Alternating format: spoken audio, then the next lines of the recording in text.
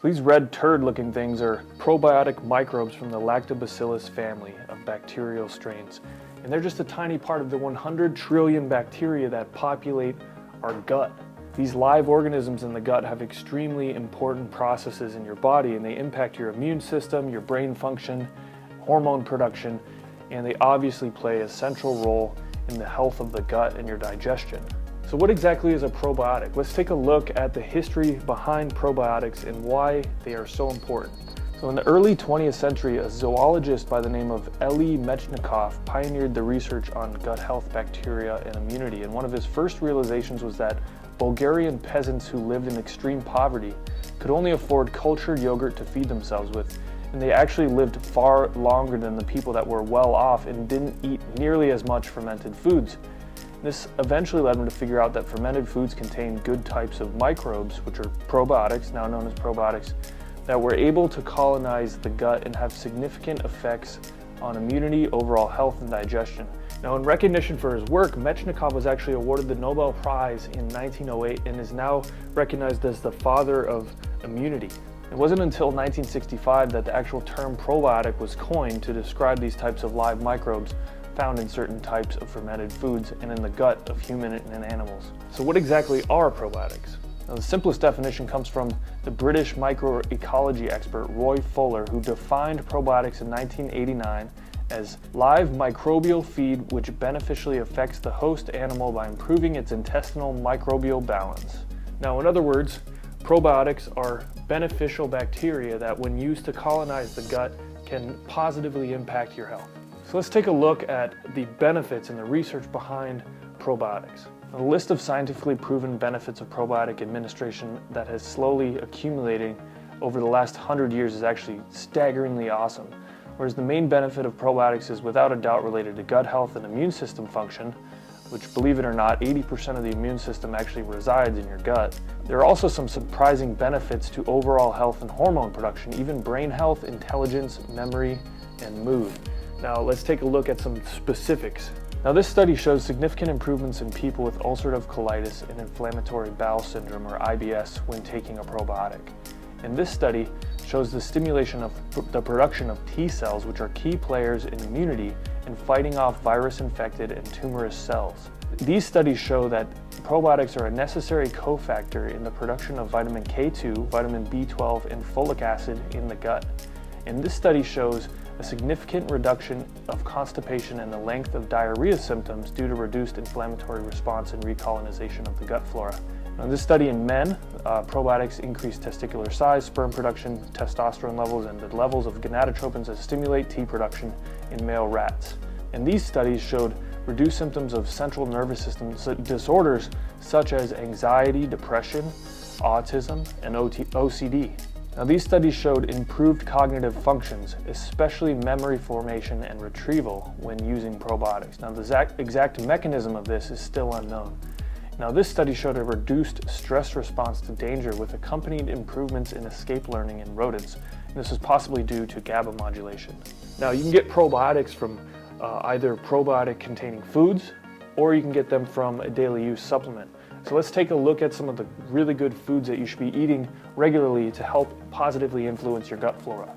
Now, first up on the list is kefir. And kefir is the mixture of fermented milk and kefir grains, and it's one of the most well-known sources of probiotics with more than 3,000 years of recorded history of its use. It contains anywhere from 10 to 35 different strains of probiotics, depending on the type of kefir. Second up, we have yogurt. There are a lot of different types of fermented yogurts that come from different milk-giving animals living in different conditions, eating different kinds of food, and the best is organic grass-fed sheep's or cow's milk yogurt.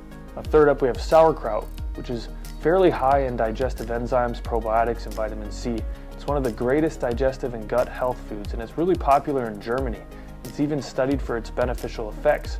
Now, raw cheese, which is made with fermentation, it has a lot of different digestive enzymes and live probiotic cultures. And the thing is, it has to be raw cheese for you to get these benefits, as pasteurization kills the probiotics. Now, kimchi is actually another really good food that you could be eating, and it's made by mixing ingredients such as Chinese cabbage, red pepper, carrots, radishes, ginger, garlic, onion, fish sauce, and salt and this distant relative of sauerkraut is then fermented for 5 to 15 days. And last but not least, we have kombucha, which has actually been around for 2,000 years, but has recently regained popularity. And it's a type of yeast and probiotic fermented black tea that's been consumed in Japan and rural Russia for many, many thousands of years. This habit slowly made its way to the Western world, and now it's very popular in health food stores. Now let's talk about how to choose the right probiotic supplement for you. Now, like we've said a few times already in this video, not all bacteria are good. And with that, I'd like to tell you that not all probiotic supplements are good either. Now, you've probably seen a lot of different brands that bolster claims like they have the highest amount of CFUs or colony-forming units on the market. And that's great and all, but what really matters is the strains in the probiotics, and then the amount of those strains matters. But if you get a probiotic with bad strains in it, then the amount of the actual live bacteria doesn't even matter. So instead of being obsessed about the amount of bacteria, you need to look for specific strains like the following. Now, first up, we have Bifidobacterium longum, or B. longum, and it's one of the early inhabitants of the gut of infants, and it actually prevents the growth of pathogenic organisms and is crucial in part of the natural human gut flora. And next up, we have Lactobacillus acidophilus, and it occurs naturally in the mouth and gastrointestinal tract of humans and animals, and is known for its effect in converting sugars to lactic acid and decreasing the amount of toxins in circulation. Now, next up we have Lactobacillus rhamnosus. Now, it's a chain-like probiotic strain with very interesting effects in regards to preventing stress response and suppressing cortisol levels via the GABA receptors of the brain. Now, another great one is Lactobacillus casei. Found in a lot of dairy products, it's one of the most well-known probiotics, and it's necessary for carbohydrate digestion and works to prevent the incidence of leaky gut in the presence of gut inflammation. Now, another great one is Bifidobacterium breve, and it's the most prominent type of bacteria in the human GI tract, and it's most notably known for its effect in reducing constipation and improving metabolism. Now, Lactobacillus reuteri commonly colonizes the gut of healthy humans and animals, and it's been shown to significantly increase testicular size and T levels in male rodents. Bifidobacterium infantis works by better utilizing carbohydrates in the gut, but also has been researched for its effect in significantly relieving symptoms of IBS, or irritable bowel syndrome. Now, this might sound like a mouthful, and that's because it is. These are actually a lot of different really beneficial strains, and it can be difficult to get them from foods, and not all of us like to eat fermented foods. You know, some people don't think that fermented foods taste good, while some people do. You can get a lot of great probiotics from a very healthy diet that's rich in probiotic-rich foods. However, if we can find all these strains in one place in a supplement, it becomes very convenient to take that on a daily basis instead of having to go through and eat all these different foods.